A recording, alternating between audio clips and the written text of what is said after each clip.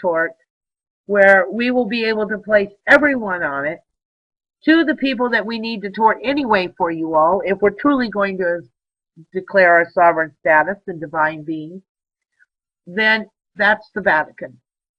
Now, we're going to step over it a little bit. We're going to go into a little history, why it's them and only them. We love them so much, but why we have to go after the Vatican, okay? So, any of our students that are in our current UCC1 processes, this will be available to them at no charge as part of the process, as well as the entire entitlement orders. Those of you who have already done the UCC1 processes and want to update and upgrade, we will be setting up a program where you can be able to join and participate into this tort action also, because you're going to need to do it. Everyone's going to have to be a part of this. This is why we decided to go this way. And in the end, you're going to need to tort the Vatican Bank. That's going to have to be a separate tort if you want to get your funds back. All right? We have to place these people in dishonor to you. Once they've been placed in dishonor, then you have your standing through tacit acquiescence by their dishonor. So everything has a place on how we're doing things to the best of our ability to assist you. As you will see an overview here of the tort claim for the Vatican and the Roman Catholic Church package. So, as I said, it is pretty explanatory here what we're doing, why they did all this. It's a brief overview. I'm not going to get real in detail. This is why I threw this up here so you all could read it. All right? So, as it goes forward, and we will continue to produce more and more information on this, but it tells you the guts about the higher estate and a little bit of history on this. All right, and why we're not using the birth certificates anymore in the UCC filing, why I don't need all this personal information as much, because the secretaries of states in multiple states are rejecting the old format of UCC1 filings because there's too much personal information on the front of them. Even with X's and all of that, they're shying away from it. So we've completely restructured the financing wording, and all of that private personal information has been placed well within documents that you will keep and that will only be in your possession. And then at some point, if someone wants you to prove your standing and prove what's going on, then they can subpoena the document and you can show them the signature page. So just understand that we want to make this more and more protective and more private for our people.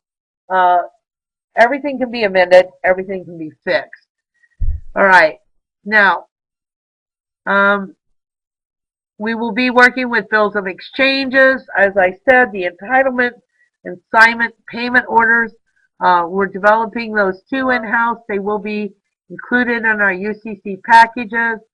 Here's a little bit, like I said, about foreclosure for people, if you're dealing with some of those, how that the UCC 8 Code of Adverse Possession can help you.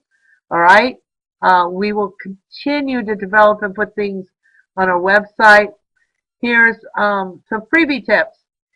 You need to know how to use secinfo.com. And I'm not talking about jumping in the Edgar site.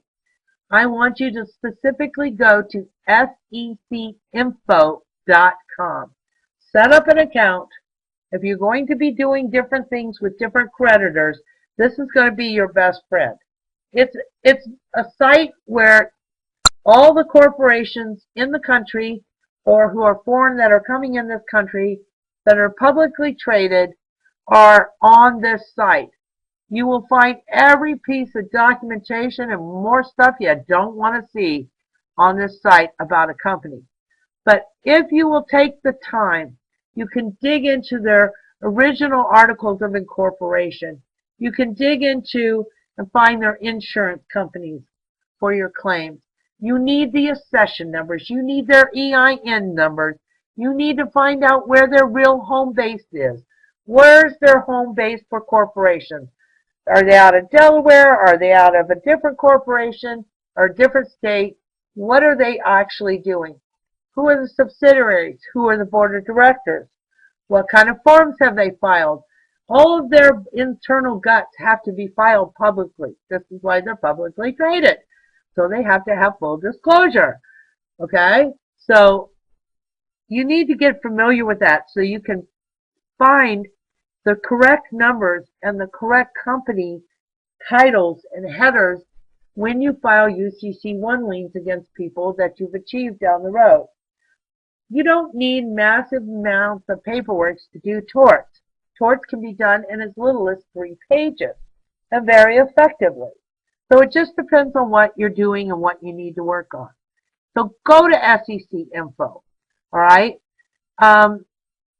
Also, we are sending you to oneheaven.org and oneevil.org. That's Frank O'Collins' website. Good old Frank is out of Australia. Very fine fellow. Spent 25 years studying canon law and has published extensive websites out there on this. Please take some time. Go through Frank's stuff. Now, he is Australian, so his aspect comes out of the British Kingdom perspective, i.e. Canada, Australia,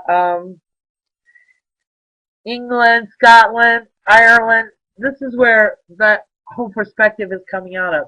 So we're a bit tweaked, but Frank is a fantastic fella, and we've been working with him very closely. And as we step into our other deep packages, we will go back to Frank. He is a dynamic resource for us and for you too.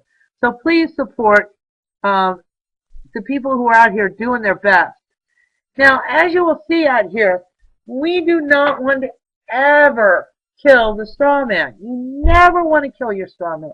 You want to take over the straw man and the trust associated with it.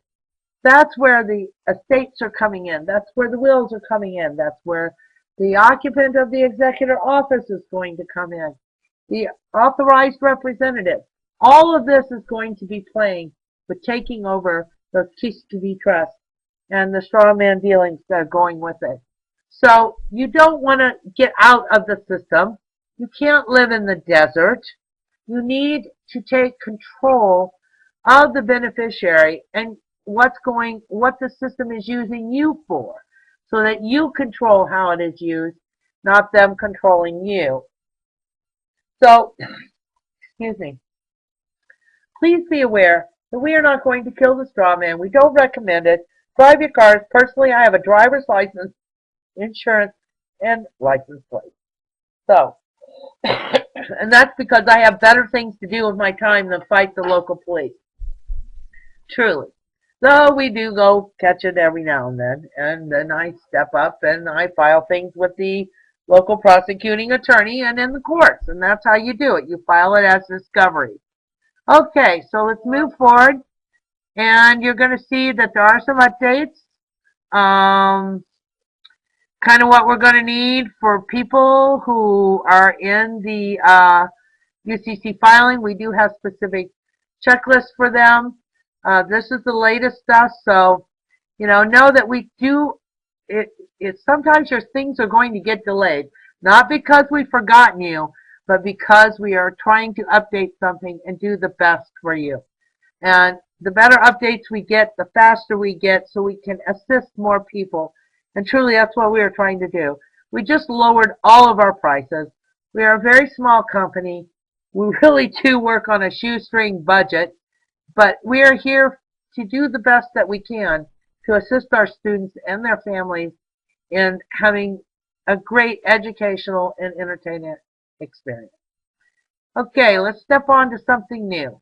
Now, there's a bit of a checklist that you're going to need for new UCC stuff. As you can see, we're going to be stepping backwards and identifying the hereditary if possible, so that we have lineage to prove your flesh and blood and not the corporate entity. We're going to end up going to quite great lengths to separate you as a living, breathing, sentient human being standing upon the planet Terra and divine status in,